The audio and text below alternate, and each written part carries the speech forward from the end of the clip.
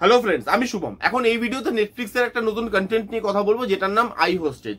ছোট্ট একটা সিনেমা, 15 ঘন্টার সিনেমা, হিন্দিতে অ্যাভেলেবেল আছে এবং হিন্দি ডাবিং ভালো, যথেষ্ট ভালো।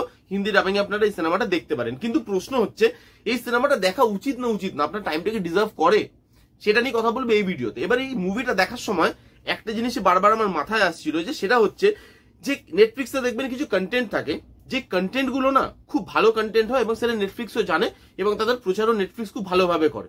কিন্তু কিছু কন্টেন্ট নেটফ্লিক্সে না জোর করে বানানো হয়, যে এই সপ্তাহে না কোনো ভালো কন্টেন্ট আসছে না নেটফ্লিক্সে। এবার নেটফ্লিক্সে তো রোজ কিছু না কিছু আসে, তো নেটফ্লিক্স বাজে কিছুই আসবে না, চলো একটা নর্মাল কন্টেন্ট দিয়ে দিই, যেটুকু ভিউয়ারশিপ আসার সেটুকু আসুক, দেখলেও কোনো ক্ষতি নেই, না দেখলেও কোনো ক্ষতি নেই। সেরকম ধরনের একটা কন্টেন্ট হয়েছে এটা, জোর করে বানানো কন্টেন্ট। যেই কন্টেন্টটা কোনো কন্টেন্ট আমার প্ল্যাটফর্মে আসছে না, তাই এই কন্টেন্টটাকে ছাড়ি, যেইটুকু ভিউয়ারশিপ আসে আসুক, এরকম ধরনের বানানো একটা কন্টেন্ট হয়েছে এটা, যেটা 15 ঘন্টার রানিং লেন্থ হলেও আপনার টাইমটাকে কিন্তু ডিজার্ভ করে না। কেন সেটা আমি রিভিউতে বলছি ভালোভাবে। তার আগে গল্পটা একটু বলি। একটা শহর আছে, মানে বিদেশে বেসড গল্পটা। বিদেশে একটা অ্যাপেল স্টোর আছে, সেই অ্যাপেল স্টোরে একটা নর্মাল ডে লোক আসছে, তাদের প্রবলেম নিয়ে, কেউ ফোন ঠিক করাতে আসছে, কেউ ল্যাপটপ ঠিক করাতে আসছে, কেউ হেডফোন কিনতে আসছে, তো লোক নিজেদের প্রবলেম নিয়ে আসছে।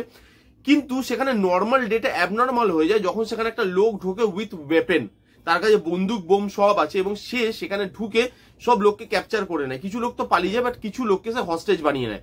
বাইরে পুলিশ দাঁড়িয়ে যায়, পুলিশ খবর পেয়ে যায়, পুলিশ এসে যায় সিচুয়েশনটাকে হ্যান্ডেল করার জন্য। এবার আলটিমেটলি সিচুয়েশনটা হ্যান্ডেল হচ্ছে কি হচ্ছে না, এই নিয়েই গোটা সিনেমাটা। এবং এটা একটা রিয়েল ইনসিডেন্টের উপর বেসড, এটা একটা রিয়েল ঘটনা, সেটাকে নিয়ে একটা সিনেমা বানানো হয়েছে।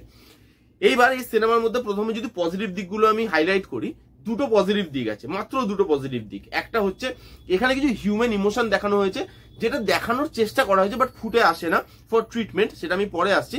কিন্তু দেখানো হয়েছে সেগুলো, সেটা একটা পজিটিভ দিক। যেরকম একটা জায়গায় একটা লোক বন্দুক নিয়ে ঢুকে যাচ্ছে, সে কেন ঢুকছে, কেন অতগুলো লোককে হস্টেজ বানাচ্ছে, কি তার পারপাস বা তার মাথায় কি চলছে, সেই জিনিসটা যেভাবে উঠে আসে। অথবা যেই লোকটাকে হস্টেজ বানাচ্ছে সেই লোকটার মাথায় তখন কি চলছে, তার ভেতরে কি টেনশন হচ্ছে, সেই জিনিসটা একটা আসে।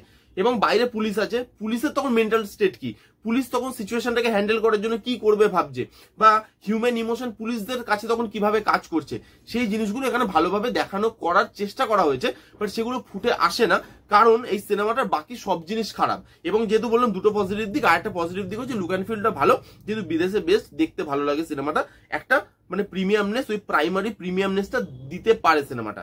এবার আসে সিনেমার নেগেটিভ দিকে। প্রথম যেটা নেগেটিভ দিক, এর স্টোরি টেলিংটা না ঠিক হয়নি। কেন আমি এই কথাটা বলছি, এটা একটা রিয়েল ইনসিডেন্টের উপর বেসড। এবার যখন আপনি কোনো রিয়েল ইনসিডেন্টকে মুভিতে কনভার্ট করবেন, সেখানে না অনেক কিছু মশলাপাতি দিতে হয়। সেখানে যখন আপনি সাসপেন্স একটা মুভি দেখাচ্ছেন বা থ্রিল একটা এলিমেন্ট ঢোকাচ্ছেন, তাহলে সেখানে থ্রিল এলিমেন্ট গুলোতে দিতে হবে, edge of the seat moment গুলোতে দিতে হবে।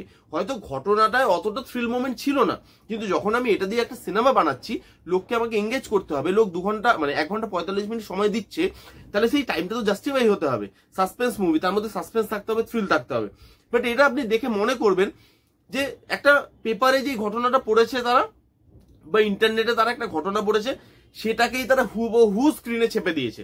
এটা একটা সাসপেন্স মুভি, থ্রিল মুভি, থ্রিলের কোনো পার্টই নেই, থ্রিল মানে হচ্ছেই না, আপনি থ্রিলার ওই মোমেন্ট অব্দি পৌঁছাচ্ছেনই না। Edge of the seat moment provide করতে পারে না। হাই পয়েন্ট, লো পয়েন্ট কিচ্ছু নেই সিনেমাটার মধ্যে। আপনার এখানে যে আপনাকে একটা হাই পয়েন্টে নিয়ে যাবে, একটা edge of the seat moment দেবে, সাসপেন্সের মোমেন্ট দেবে, ওগুলো বিল্ড আপই হয় না সিনেমাতে। মনে হচ্ছে পেপারে একটা ঘটনা পড়েছে, নেটে একটা ঘটনা পড়েছে, ওটাকেই আপনি জাস্ট বমি করে দিয়েছে এসে। এই মানে গল্পটা যে কিভাবে লেখা, মানে গল্পটা লেখেই নি আর, মানে রাইটিং এত বড় একটা দুর্বলতা, যে গল্পটাকে যে আরো ভালো করে লিখতে হবে, স্ক্রিন প্লেটা আরো এঙ্গেজিং করতে হবে, মশলাপাতি দিতে হবে, জিনিসপত্রটাকে ভালোভাবে দেখাতে হবে, লোককে এঙ্গেজ করতে হবে, সেই ঘটনাগুলো মাথায় রাখেনি তারা। জাস্ট পড়ে সেটাকেই জাস্ট ক্যামেরা অ্যাঙ্গেল দিয়ে শুট করে একটা সিনেমা বার করে দিয়ে দিয়েছে জোর করে। নেটফ্লিক্স বলে, ভাই কোনো কন্টেন্ট আসছে না, আমাকে একটা বার করে দাও, তারা একটা বার করে দিয়েছে। এরকম ধরনের একটা ট্রিটমেন্ট হয়েছে। তার মধ্যে এখানে সবার পারফরমেন্স হচ্ছে খুব ভালো, বা খুব আপনাকে পারফরমেন্সটা মজা দেবে সেটাও আমি বলতে পারবো না। হ্যাঁ, কিছু কিছু জায়গায় পারফরমেন্স ভালো, কিন্তু পারফরমেন্সটা না তার নিজের যে রিদমটা সেটাকে হোল্ড করতে পারে না। কখনো কখনো পারফরমেন্স পড়ে যাচ্ছে, আবার কখনো কখনো পারফরমেন্স উঠে যাচ্ছে। তার মধ্যে এখানে না যে করছে তার কোনো মোটিভ লাস্টে গিয়ে ক্লিয়ার হয় না। সেটা লিখেও দেয় যে অ্যাকচুয়াল ঘটনাতে তার মোটিভ ক্লিয়ার হয়নি, সেই জন্য তারাও দেয়নি। তো মোটিভ কোথাও ক্লিয়ার হয় না, এতক্ষণ ধরে দেখার পর লাস্টে গিয়ে আপনি কোনো রেজাল্ট পাবে না। মানে মানে পুরো সিনেমাটা খুব স্লো পেসে চলে, লাস্টে গিয়ে সিনেমাতে হুড়ুর করে এগোতে শুরু করে।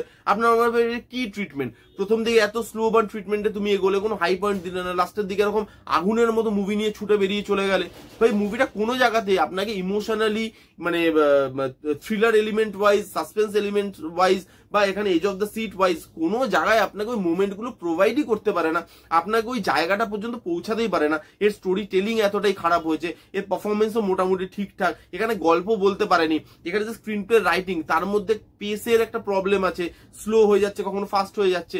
এই হচ্ছে সিনেমা, যেটা আপনার দেখতেও পারেন, নাও দেখতে পারেন, যারা দেখতে চান তারা দেখতে পারেন। আমার সিনেমাটা একদম জালি সিনেমা লেগেছে, টাইম ওয়েস্ট একটা সিনেমা লেগেছে।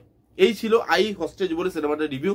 কারা কারা দেখে ফেলেছেন অলরেডি কমেন্ট করে জানান, যারা দেখেননি যান, আপনাদের ইচ্ছা গিয়ে দেখলে দেখতে পারেন।